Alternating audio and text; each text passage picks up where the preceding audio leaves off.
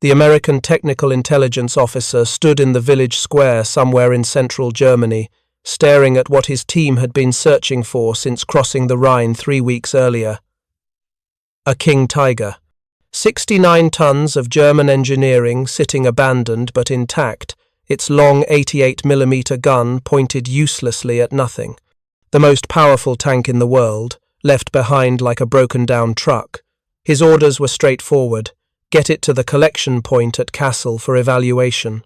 88 miles on relatively good roads, a routine recovery operation. The crew fired up the Maybach engine, felt the massive vehicle shudder to life, and began what should have been an unremarkable drive through defeated Germany. They travelled 56 miles before the final drive tore itself apart, leaving the tank immobilized on a peaceful roadside. The weapon designed to dominate any battlefield couldn't survive a simple road march to its own technical evaluation. If you're enjoying this deep dive into the story, hit the subscribe button and let us know in the comments from where in the world you are watching from today. This mechanical failure in the spring of 1945 wasn't an accident. It wasn't bad luck or poor maintenance or crew error. It was the inevitable conclusion of a design philosophy that had guided German armoured warfare for 3 years. A philosophy built on a single, seductive premise: that technological superiority could compensate for material disadvantage, that one perfect German tank could defeat 10 adequate Allied tanks. That engineering excellence was itself a military strategy. The King Tiger represented the ultimate expression of this belief, and its breakdown before reaching Kassel demonstrated exactly why that belief was wrong. The story begins not with the American capture, but with the German engineering culture that created the tank. That culture emerged from the shock of 1941, when German forces encountered Soviet 34 and KV-1 tanks that their standard anti-tank weapons couldn't reliably penetrate. German tankers in Panzer III and Panzer IV tanks found themselves outgunned and under-armoured against an enemy they'd been told was technologically primitive. The Wehrmacht's response wasn't to produce more tanks, it was to produce better tanks. Tanks so superior that numerical disadvantages wouldn't matter. This decision would shape German armoured doctrine for the rest of the war. The first fruit of this philosophy was the Tiger I, introduced in August 1942. The Tiger I was a revelation. Its frontal armour, 100mm thick, was impenetrable to most Allied anti-tank weapons at combat ranges. Its 88mm gun, adapted from the legendary flak anti-aircraft weapon, could destroy any Allied tank at distances where they couldn't effectively return fire. Tiger crews reported kill ratios that seemed to validate everything German armour doctrine promised. Michael Wittmann, the most famous Tiger commander, claimed 138 tank kills during his career. At Villers-Bocage, in June 1944, his single Tiger destroyed approximately 13 British tanks and 2 anti-tank guns in 15 minutes. These weren't propaganda inventions. They were documented combat results that proved the concept worked. The Tiger I demonstrated that a technologically superior tank, properly deployed, could achieve disproportionate battlefield effects. German armour theorists studied these results carefully. They saw confirmation of their core belief: quality over quantity, engineering excellence over industrial mass production. One Tiger was worth 10 Shermans in direct combat. Therefore, Germany should build the best possible tanks rather than the most possible tanks. This logic seemed unassailable in 1943. The Tiger I was proving it on battlefields from North Africa to the Eastern Front. But the Tiger I had limitations that German engineers wanted to overcome. Its armour, while impressive, could be penetrated by newer Allied guns at close range. The Soviet 85mm gun, introduced in 1943, posed a genuine threat. British 17-pounder anti-tank guns could penetrate Tiger armour from the side. And the Tiger I's strategic mobility was poor. It was too heavy for most bridges, too large for standard rail transport, too fuel-hungry for sustained operations. German engineers saw these not as fundamental problems with the heavy tank concept, but as technical challenges to be solved through better engineering. The solution was the King Tiger. Development began in earnest in late 1942 under the designation VK4-502. Both Porsche and Henschel submitted competing designs. The specifications were ambitious even by German standards. Frontal armor up to 180 mm thick, effectively immune to any Allied tank gun in service. A longer, more powerful 88 mm gun designated the Quag 43, capable of penetrating any known Allied tank at ranges exceeding 2,000 meters. Improved suspension. Better mobility than the Tiger I despite increased weight. The King Tiger would be invulnerable from the front, capable of destroying enemy armor at distances where retaliation was impossible. It would restore German armor dominance that seemed threatened by improving Allied equipment. Henschel won the production contract. The first King Tigers rolled off assembly lines in January 1944. By the time they reached combat units that summer, they represented everything German engineers believed about armored warfare. The tank was a technical masterpiece in many respects. The armor layout was sophisticated, with sloped glacis plates that increased effective thickness. The gun was the most powerful tank weapon in the world. The optics were superb German. Zeiss rangefinders and gun sights remained unmatched by any Allied equipment. The fire control system allowed accurate shooting at ranges where Allied tanks couldn't even identify targets clearly. Everything about the King Tiger's combat systems was world-class. German crews who received the first King Tigers approached their new vehicles with something approaching reverence. They understood they were getting the most powerful tank in the world. Training emphasized the tank's strengths relentlessly. The impenetrable frontal armor that would stop any Allied anti-tank round. The devastating gun that could kill enemy tanks at extreme range. The psychological impact the King Tiger would have on Allied forces who encountered it. Crews learned that a properly positioned King Tiger was effectively invincible in frontal engagement. No Allied tank could penetrate its front armor at any practical combat range. Even the American 76 mm gun, the British 17-pounder, the Soviet 85 mm Nun could reliably defeat King Tiger frontal armor beyond point-blank range. This wasn't exaggeration.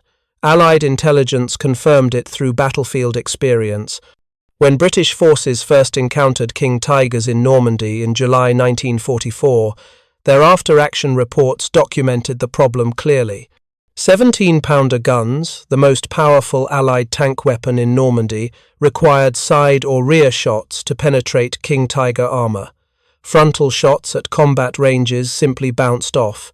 American tankers in Normandy reported similar experiences. The 76 mm gun mounted on late-model Shermans couldn't penetrate King Tiger frontal armor even at close range. Soviet forces on the Eastern Front documented the same tactical reality. The King Tiger's frontal arc was effectively immune to tank-mounted weapons. German training doctrine incorporated these facts. King Tiger crews learned to maximize their frontal armor advantage. Position the tank to present only the front to enemy forces. Engage at maximum range where the 88 mm gun's accuracy and power gave overwhelming advantage. Use terrain to prevent flanking maneuvers. A well-positioned King Tiger became a mobile fortress that could dominate any engagement zone it controlled. The training made tactical sense based on the tank's capabilities. What the training didn't emphasize, what German doctrine didn't fully acknowledge, was the mechanical fragility that came with those capabilities. The King Tiger weighed 69 tons in combat configuration. This was 15 tons heavier than the Tiger I, which itself had already pushed German drivetrain engineering to its limits. The original German heavy tank design philosophy, developed in the 1930s, assumed 50-ton maximum weight. The Tiger I exceeded that at 54 tons. The King Tiger exceeded it by 38%. Every component of the DT, drivetrain transmission, final drives, suspension was operating beyond its original design parameters. German engineers knew this. They'd upgraded components to handle the additional load, but they were working within fundamental mechanical constraints that couldn't be completely overcome through incremental improvements. The final drive was the critical weak point. This mechanism transferred power from the transmission to the drive sprockets that moved the tracks. It consisted of gears, bearings, and housing designed to handle enormous rotational forces while supporting the tank's weight. The final drive in the King Tiger was an evolution of the system used in the Tiger I, itself adapted from earlier designs. Engineers had strengthened it, certainly. Larger gears, better bearings, improved lubrication. But the basic architecture dated to lighter vehicles, and weight matters exponentially in mechanical systems. A 69-ton load doesn't just stress components 38% more than a 50-ton load. The stress increases geometrically as weight rises, particularly during acceleration, turning, or operating on uneven ground. German field manuals specified the maintenance requirements clearly. The King Tiger final drive, under ideal conditions with experienced crews and proper maintenance, had an operational life of approximately 150 kilometers before requiring major service or replacement. 150 kilometers, 93 miles. This wasn't a defect in individual tanks. This was the design specification for the entire production run. Under combat conditions, tactical maneuvering, rough terrain, emergency situations, the lifespan could be significantly shorter. Some units reported final drive failures after only 50 kilometers of mixed operations. The King Tiger's maintenance manual devoted extensive sections to final drive care. How to recognize warning sounds. How to preserve final drive life through careful driving. How to request priority replacement when failure seemed imminent. Experienced German crews learned to recognize the symptoms of impending final drive failure. Unusual vibrations through the hull, grinding noises from the drive housing, resistance or hesitation during turns, temperature increases in the final drive area. These warnings meant the mechanism was approaching its operational limits. Proper procedure was to halt immediately, request maintenance support, and if necessary, call for recovery vehicles. Continuing to operate once these symptoms appeared could transform a repairable maintenance issue into a catastrophic mechanical failure that required complete final drive replacement, a task that took specialized equipment and many hours of work. But recognizing these symptoms required experience that most King Tiger crews never acquired. By the time King Tigers entered service in mid-1944, Germany's training program had collapsed under the pressure of unsustainable casualties and fuel shortages. New crews received abbreviated training that covered basic operation, but not the subtle mechanical awareness needed to preserve these complex vehicles. The crews didn't learn what normal sounded like, so they couldn't recognize abnormal. They didn't understand the mechanical tolerances they were working within. They pushed tanks beyond safe operating limits because they didn't know those limits existed. And the tanks broke down at rates that shocked even German logistics officers familiar with the Tiger I's maintenance demands. Production numbers told part of the story.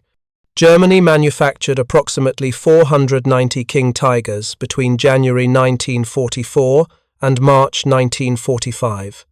Compare this to American Sherman production, over 49,000 tanks manufactured between 1942 and 1945. The Soviet Union produced over 64,034 tanks during the same period. Germany's most powerful tank was so complex, so resource-intensive, so difficult to manufacture, that total production barely exceeded 500 units across 15 months. The Americans were producing more Shermans every 2 weeks than Germany produced King Tigers in the entire war. This disparity meant every King Tiger loss, whether from combat or mechanical failure, was strategically significant in ways that individual Sherman losses were not. The mechanical unreliability made the numerical disadvantage worse.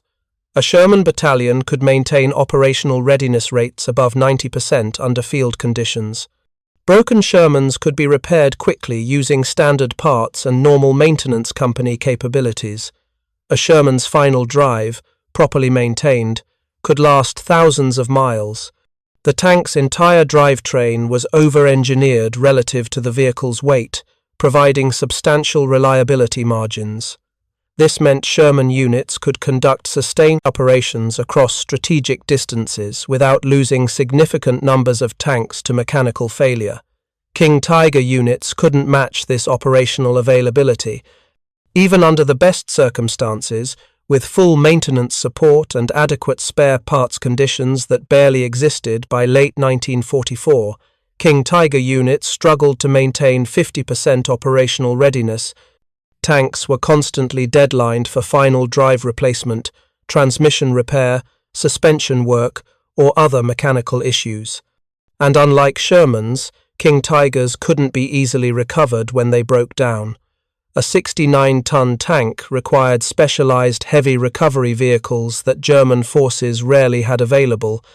Standard recovery procedures that worked for Panzer IVs and even Tiger Is were inadequate for King Tigers. This meant broken King Tigers were often abandoned, becoming permanent losses even though they could theoretically have been repaired. The German armor community knew about these problems. Field reports documented them extensively. Maintenance officers reported final drive failure rates that made sustained operations impossible.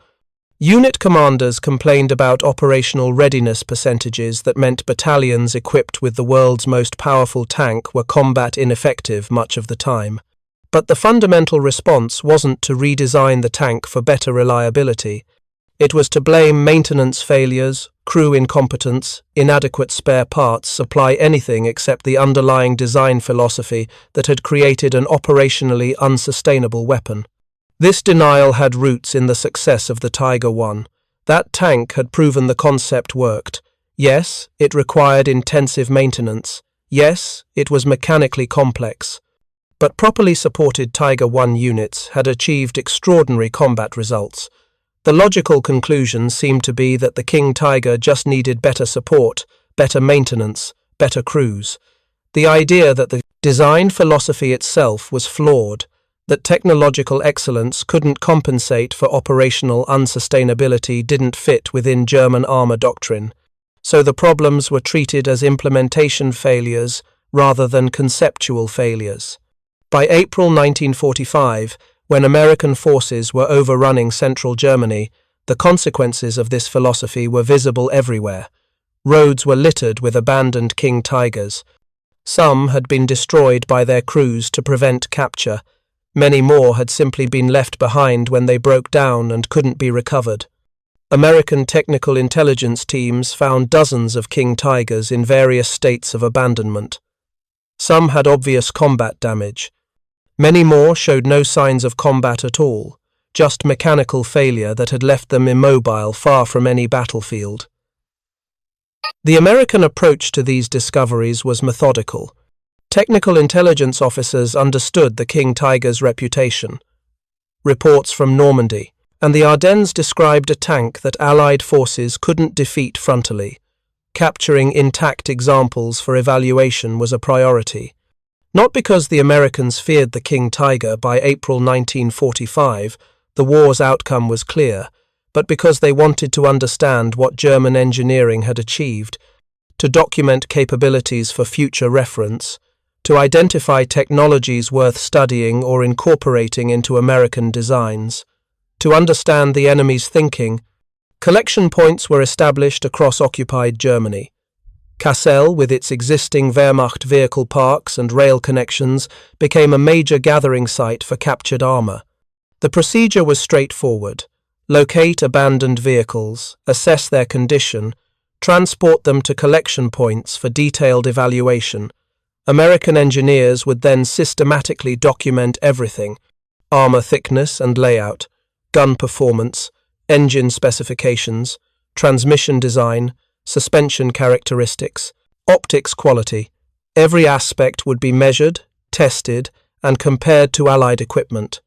This technical intelligence would shape American armor development for years.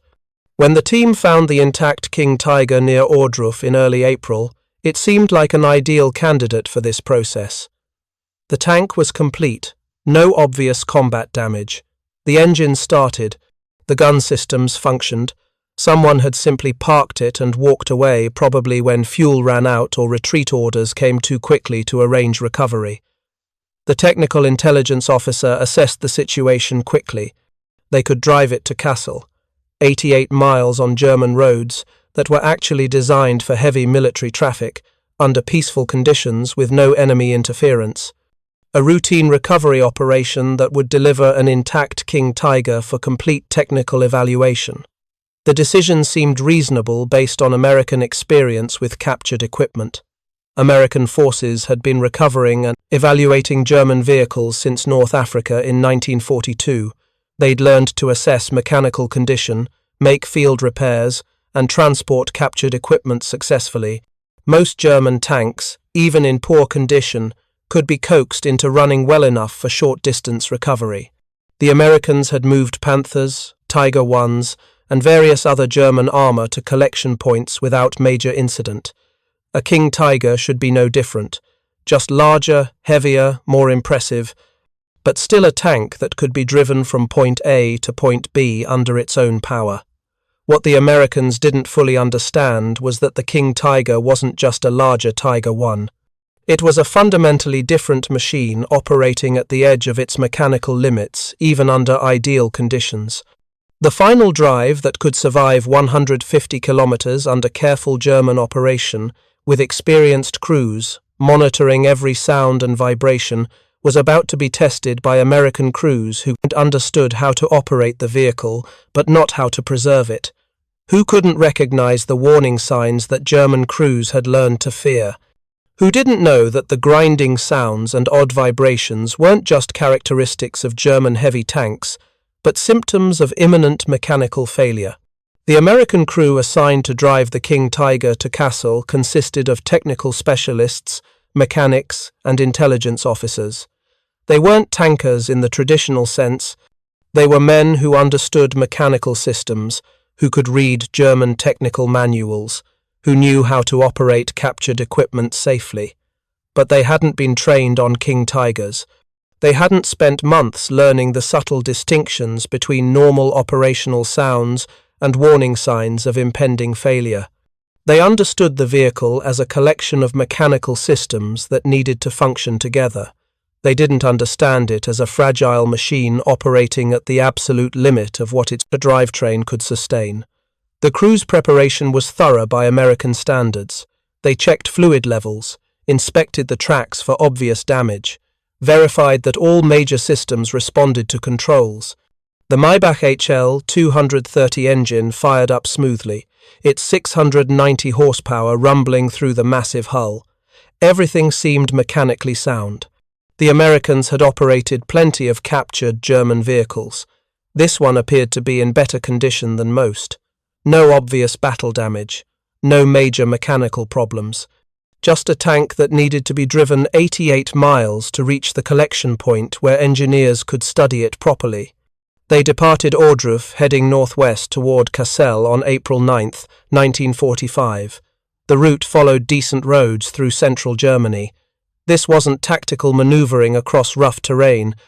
It was road marching under peacetime conditions through territory that American forces controlled completely. No enemy action to worry about. No need for tactical speed or evasive maneuvers. Just steady progress toward the destination. The Americans drove conservatively. The King Tiger's maximum road speed was listed as 41 kilometers per hour, about 25 miles per hour, but that assumed ideal conditions and experienced crews.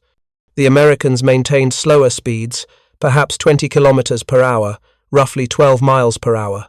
This was a recovery operation, not a race. The first 20 miles passed without incident.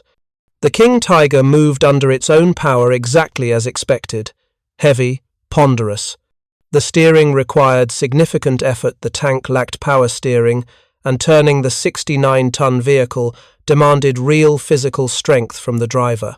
The engine note was powerful, impressive even to Americans accustomed to the reliable sound of Sherman power plants. The tracks clattered against the road surface with the distinctive rhythm of German interleaved suspension. Everything felt massive and purposeful. This was clearly a serious piece of military hardware. But somewhere around the 30-mile mark, subtle changes began occurring. Changes that an experienced German King Tiger crew would have recognized immediately as danger signs. The Americans noticed them but lacked the context to understand their significance. A slight vibration transmitted through the hull. Not dramatic, not alarming, just a low-frequency oscillation that could be felt more than heard.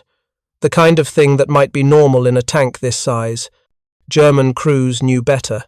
That vibration meant something in the final drive was operating outside normal tolerances, gears meshing imperfectly, bearings starting to fail, components experiencing stress levels they weren't designed to handle sustainably, the Americans continued.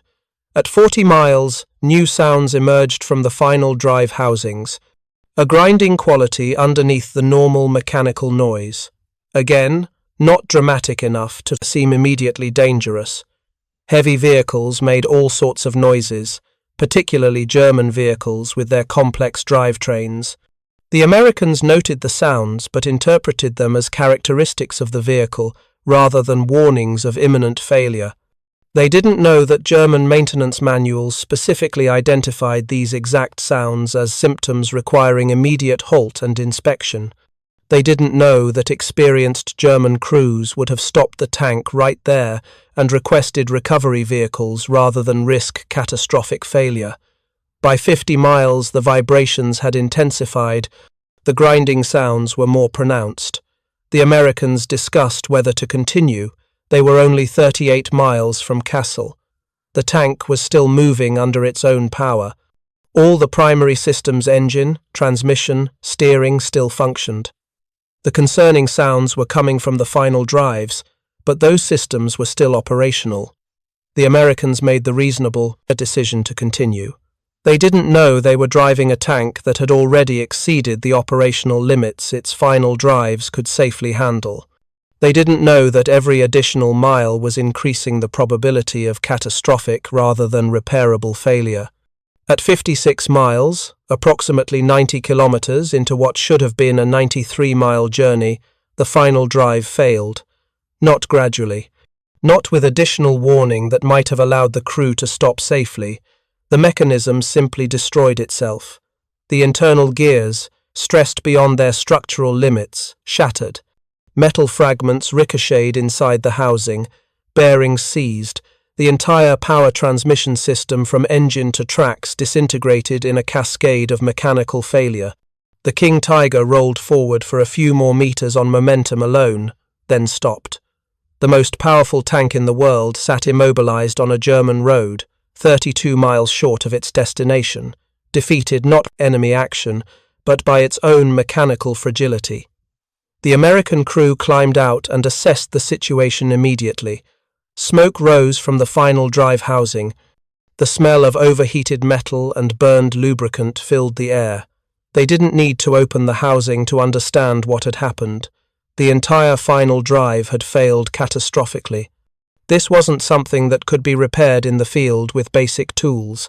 This required complete final drive replacement, a task that demanded specialized heavy equipment, replacement parts, and many hours of work by experienced mechanics.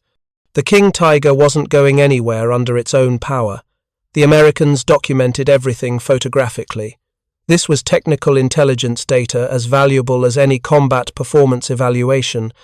They photographed the external condition of the tank, the final drive housings showing heat damage and leaked fluids, the tracks and suspension, the overall configuration. Then they began the process of arranging recovery. Not recovery to continue driving, that was impossible now, but recovery using American tank retrieval vehicles to tow the broken King Tiger the remaining distance to Kassel. The contrast with American recovery procedures was stark. When a Sherman broke down, recovery was straightforward. Another Sherman could tow it using standard tow cables.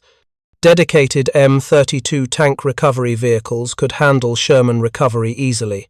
The entire American logistics system was designed around the assumption that tanks would occasionally need recovery, and that such recovery should be routine rather than exceptional.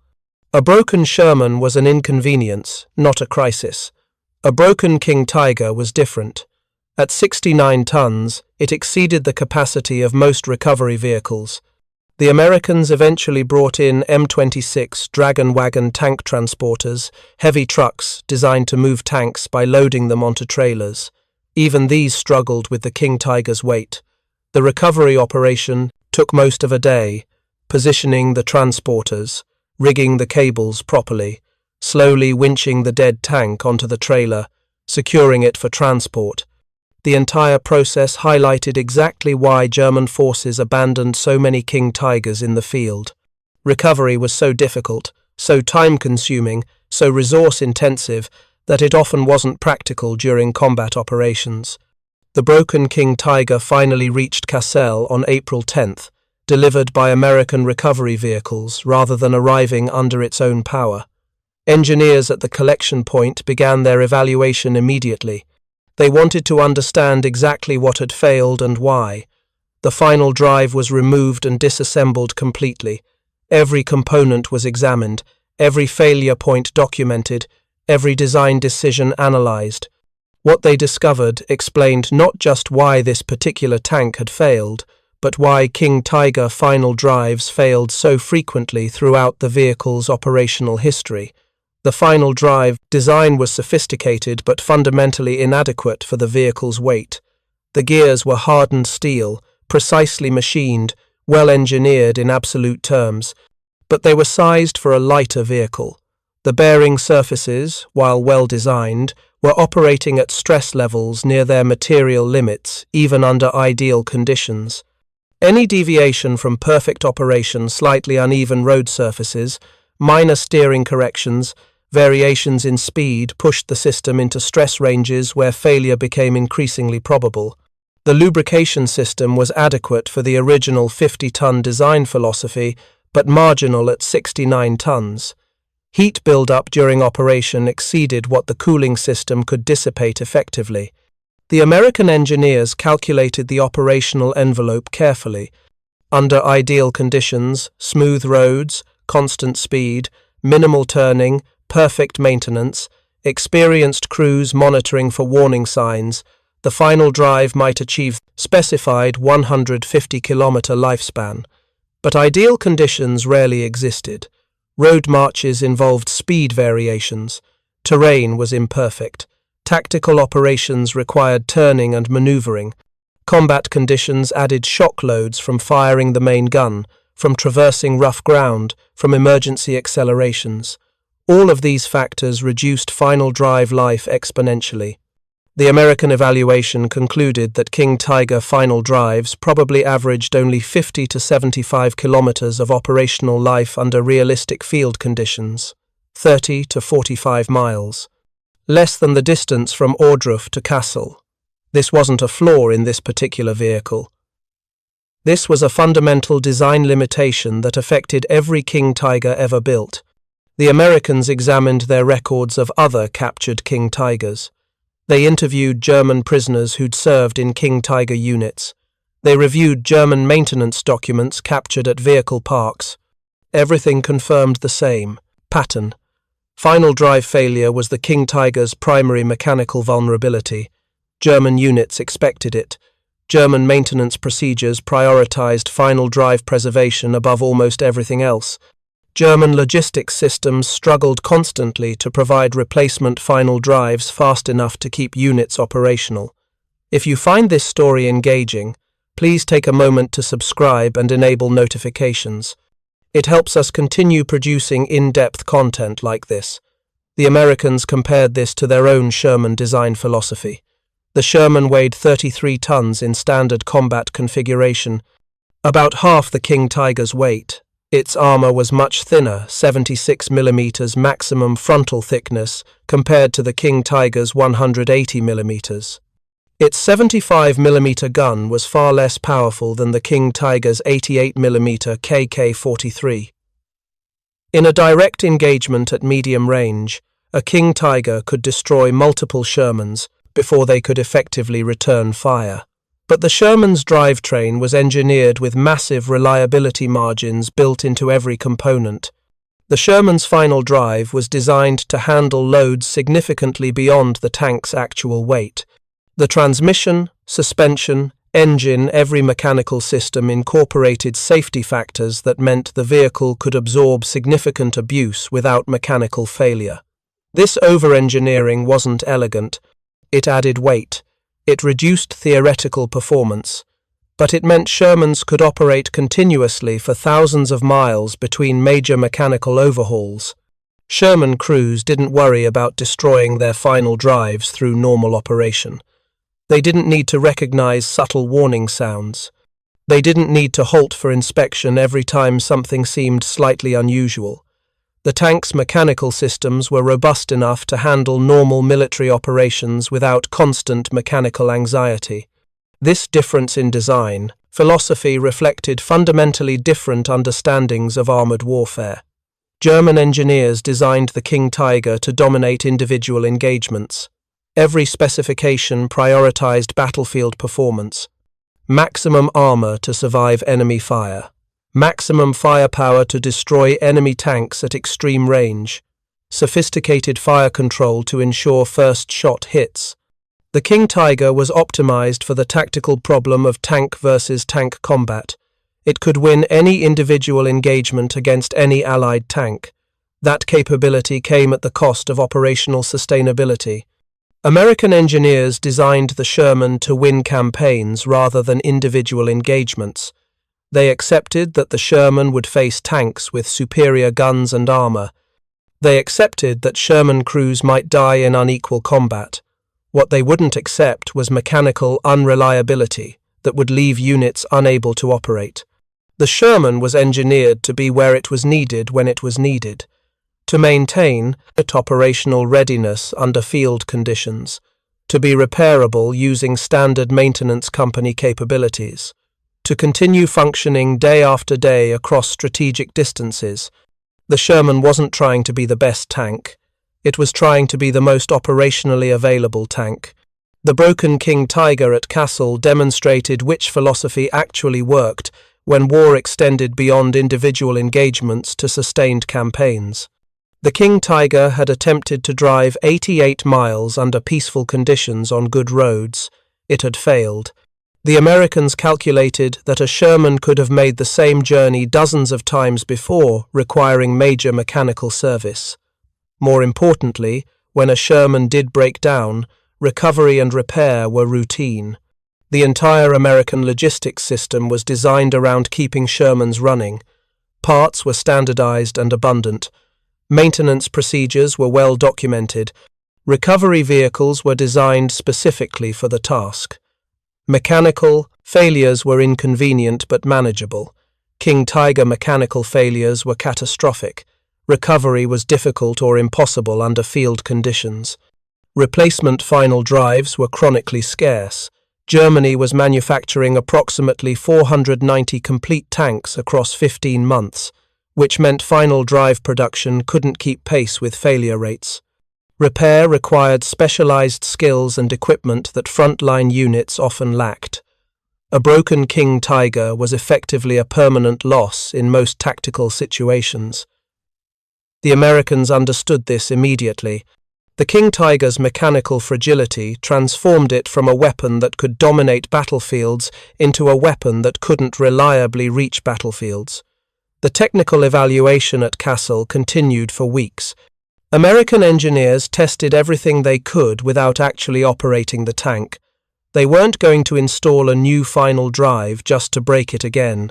They measured armor thickness at multiple points, confirming that the frontal protection really was impenetrable to Allied tank guns. They examined the 88mm KOK-43 gun, documenting its superior ballistic performance compared to Allied weapons. They studied the fire control system, the optics, the ammunition storage, the crew layout. Every aspect of the King Tiger was documented in meticulous detail. The evaluation reports acknowledged the tank's tactical superiority honestly. In direct combat at medium to long range, a well-positioned King Tiger was nearly invulnerable and devastatingly effective. The armor worked as designed. The gun performed as specified. The fire control system was excellent. American engineers noted that Allied tanks had no effective counter to a King Tiger in frontal engagement. The only reliable tactical solution was to avoid frontal combat entirely, maneuver for flank shots, use artillery, call in air support, bypass and isolate. Fighting King Tigers head-on was a losing proposition, but the reports also documented the operational unsustainability that made these tactical advantages strategically irrelevant. The final drive failure after 56 miles wasn't treated as an isolated incident. It was recognized as a symptom of fundamental design choices that prioritized battlefield dominance over mechanical reliability. American engineers noted that the King Tiger represented engineering excellence applied within an operational philosophy that didn't match modern warfare's logistical realities. The tank could win battles. It couldn't sustain campaigns.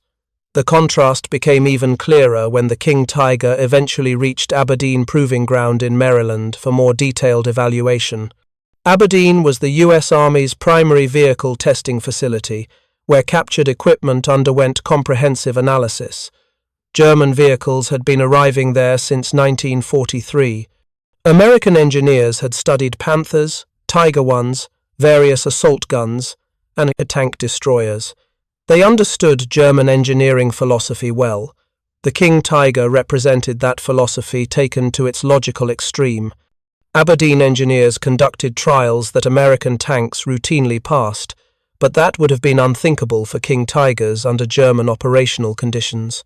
They ran extended mobility tests to measure fuel consumption, track wear, and mechanical reliability over distance.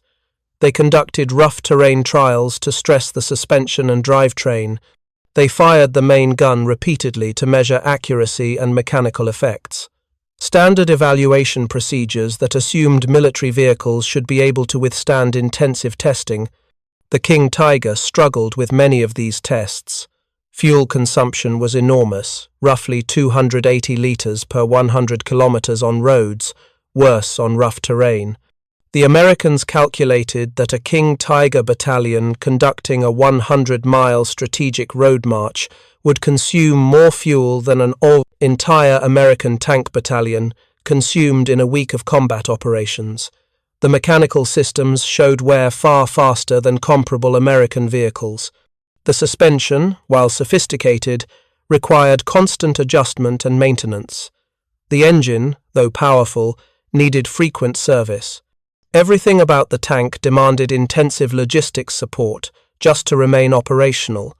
American engineers drew explicit conclusions about the different design philosophies.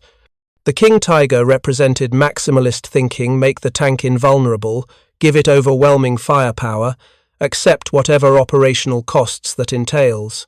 The Sherman represented minimalist thinking: make the tank adequate for its tactical role, make it reliable enough to always be available, accept tactical vulnerabilities in exchange for operational sustainability.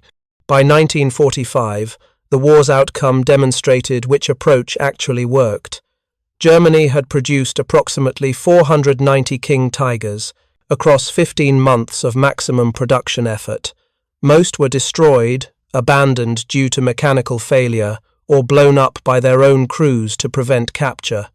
Fewer than 150 King Tigers were believed to be operational in early April 1945, and mechanical failures were reducing that number daily. American Sherman production had delivered over 49,000 tanks. Soviet 34 production exceeded 64,000. The numerical disparity was so overwhelming that the King Tiger's tactical superiority became strategically meaningless. Germany couldn't produce enough of them, couldn't keep the ones they produced running, couldn't recover them when they broke down, couldn't supply them adequately. The tank's engineering excellence made all of these problems worse, not better. German crews who served in King Tiger units understood these realities through bitter experience. Interviews with prisoners of war revealed consistent patterns. Crews respected the tank's combat capabilities. They knew they were driving the most powerful tank in the world. They'd experienced the satisfaction of engaging Allied armor at ranges where retaliation was impossible. They'd seen their shells penetrate Sherman armor at distances where their own tank was effectively invincible. But they also knew their tank spent more time broken down than operational. That final drive failures happened so frequently they'd become routine. That recovery was usually impossible. That ammunition and fuel shortages meant they often couldn't exploit their technological advantages. One German tank commander, captured in April 1945, told American interrogators that his unit had received 6 King Tigers in December 1944. By March 1945, 4 had been lost to mechanical failures that couldn't be repaired in the field. One had been destroyed by its crew when it ran out of fuel during retreat.